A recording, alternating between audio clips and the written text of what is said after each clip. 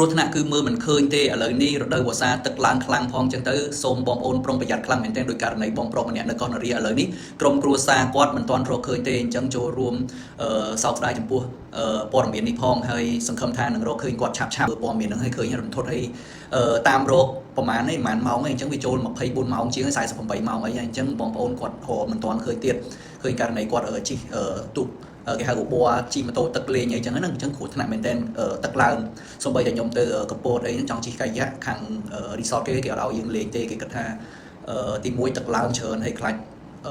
មានបញ្ហាឬសុវត្ថិភាពអីផ្សេងពួកគាត់នឹងចាប់ដោះស្រាយជាមួយសមត្ថកិច្ចអីផ្សេងទៀតអញ្ចឹងមិនថាគួរតែប្រុងប្រយ័ត្នឲ្យខ្ពស់ជាពិសេសអាណាព្យាបាលដែលមានក្មេងតូចអីហ្នឹងខ្ញុំឃើញ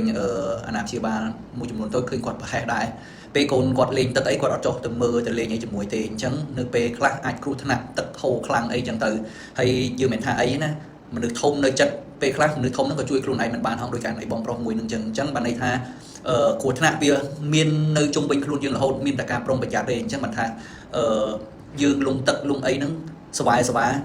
គេមិនអាចជួយយើងបានយើងជួយខ្លួនឯងក៏ពិបាកអញ្ចឹងបងតែពេលខ្លះគេជួយយើងទាន់យើងវាគេហៅថាចប់បាត់ទៅហើយអញ្ចឹងណាមួយទៀតខ្ញុំឃើញគេនិយាយថាមនុស្សចូលចិត្តអីចេះអីហ្នឹងភាគច្រើនស្លាប់ដោយសារបែបហ្នឹងហើយដោយគ្រូគេហៅថាគ្រូចាប់ពោះដោយសារពោះចឹកហើយអ្នកចូលចិត្តថតរូបបែបគេហៅថាឯកសារសัตว์អីក៏ត្រូវសัตว์ធ្វើបាបហើយអ្នកងូតទឹកមើលគេហៅថាមើលការសមុទ្រមើលអីអាជីវៈចម្រុះនៅក្នុងទឹកហ្នឹងក៏ត្រូវថាត្រីឆ្លាមឬក៏ត្រីបលែនអីខំស្លាប់ដែរអញ្ចឹងមិនន័យថាបកមកវិញនៅពេលដែលយើងស្រឡាញ់អីពេកចូលចិត្តអីពេកធ្វើឲ្យយើងនឹងប៉ះពាល់ដល់អាយុជីវិតអីផ្សេងអញ្ចឹងបន្តថាបងប្អូនគួរតែប្រុងប្រយ័ត្ននៅពេលលេងអីក៏ដោយយើងលេងដោយគេហៅថាសប្បាយតិចតួចបានហើយយើងកុំគេហៅថាដូចងប់ងល់នឹងអ្វីដែលយើងចង់ពេកអញ្ចឹងណាតែខ្ញុំក៏ឧទាហរណ៍ថាខ្ញុំចូលចិត្តនេះចូលចិត្តនោះអីចឹងដូចគ្នាមនុស្សណាក៏មានអារម្មណ៍ថាចូលចិត្តអ្វីដែលជារបស់លេងខ្លួនឯងចូលចិត្ត enjoy នឹងអាហ្នឹងតែនៅពេលខ្លះយើងគិតមកវិញយើងកុំខ្លាំងពេកតែខ្លាំងខ្លាពេកយើងអាចធ្វើឲ្យយើងគ្រោះថ្នាក់បានជាពិសេសលេងអាកីឡាណាដែលគិតថាមានផលប៉ះពាល់ខ្លាំងអីចឹងណាដូចបង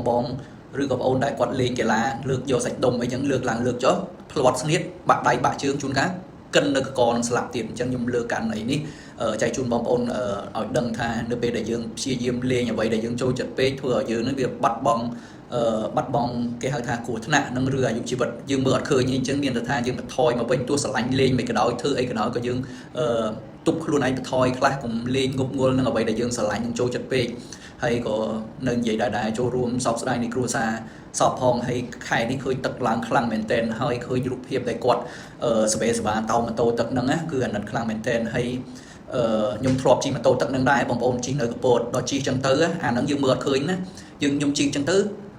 បើកទៅច្រាំងយើងអត់ដឹងថាហ្នឹងមានថ្មមានអីបុកទៅបោកដួលហើយថ្ងៃនោះហ្នឹងចង់ប៊ីសបាក់ជើង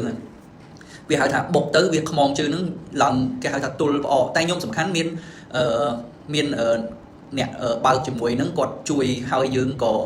ងើបឡើងរួចដែរដោយសារយើងមានអាវពោងហើយជើងហ្នឹងយើងធម្មតាបើឧទាហរណ៍ថាប៉ាំងកណ្ដាលទលេកណ្ដាលទឹកធំអីចឹងទៅវាហូរទៅយើងហែវារួចយើងវាហៅថាលំមួកពើបុកទៅចុកជើងហើយយើងវាមានតលិចទៅអញ្ចឹងបានថាលេងអីក៏ដោយក៏ត្រូវមានគ្នាអីចាំជួយមើលដែរនៅពេលដែលយើងម្នាក់ឯងដូចគាត់អីចឹងទៅធ្វើឲ្យយើងមានវិបដិសេរីជាពិសេសគ្រួសារធ្វើឲ្យគ្រួសារគាត់មានវិបដិសេរីហើយสนองនៅពេលដែលបងប្អូនមានគ្រួសារដែលបាត់បង់អញ្ចឹងខ្ញុំមិនដឹងថាអ្នកណាដែលមានអារម្មណ៍ដូចខ្ញុំទេធម្មតាគ្រួសារមានគ្រួសារបងប្អូនសាច់ញាតិដែលបាត់បង់គឺពិបាកនឹងទទួលយកពិបាកនឹងកាត់ចិត្តជាពិសេសគាត់ភ្លាមនេះតែម្ដងធ្វើឲ្យគាត់ពិបាកចិត្តខ្វាយខ្វល់ជីហោតាមហោគាត់អត់ទាន់ឃើញអត់ដឹងថាដំណឹងគាត់ស្លាប់ឬរស់ទេអញ្ចឹងនៅតែខ្វាយខ្វល់ហើយនៅអាណិតខ្វល់ចិត្តនេះគឺនឹកឃើញអ្វីគឺនៅក្នុងនឹងទាំងអស់ចឹងមិនថាមានគ្រួសារដែលមានបញ្ហាមានទុកលំបាកមានសមាជិកគ្រួសារត្រូវមានបញ្ហាអីផ្សេងម្នាក់សិតតាខូចចិត្តគេមិនលក់ធ្វើអីក៏មិនកើតដែរដូចគ្នាអញ្ចឹងខ្ញុំជឿថាអញ្ចឹងមានតែចូលរួមឲ្យក្រុមគ្រួសារនឹងរកគាត់ឃើញហើយខ្ញុំមិនដឹងថាគាត់នឹងរកឃើញនៅពេលណាអីដែរគ្រាន់តែខ្ញុំបើកផឹកមិញហ្នឹងក៏ឃើញថានៅមិនទាន់រកឃើញទៀតអញ្ចឹងសូមឲ្យវត្ថុស័ក្តិសិទ្ធិជួយរកគាត់ឲ្យឃើញផងហើយមានតែប៉ុណ្្នឹងជួយផ្ដាំផ្ញើបងប្អូនយើងដែលនៅតំបន់គេហៅថានៅចិត្តទឹកអញ្ចឹងមានការប្រុងប្រយ័ត្នខ្ពស់ហើយជាពិសេសអ្នកនៅតំបន់ទឹកហ្នឹងក៏អាចមានសត្វអាសិរពិសឡើងទៅលើផ្ទះរបស់ពួកគាត់ដែរអញ្ចឹង បញ្ហាគឺវាមានយើងមើលអត់អាចមើលឃើញគឺវាមាននៅជុំវិញខ្លួនយើងរហូតអញ្ចឹងមានតែប៉ុណ្្នឹងឯងផ្ដាំផ្ញើដល់បងប្អូនតែប៉ុណ្្នឹងហើយថែរក្សាសុខភាពទាំងអស់គ្នាអរគុណជំរាបលា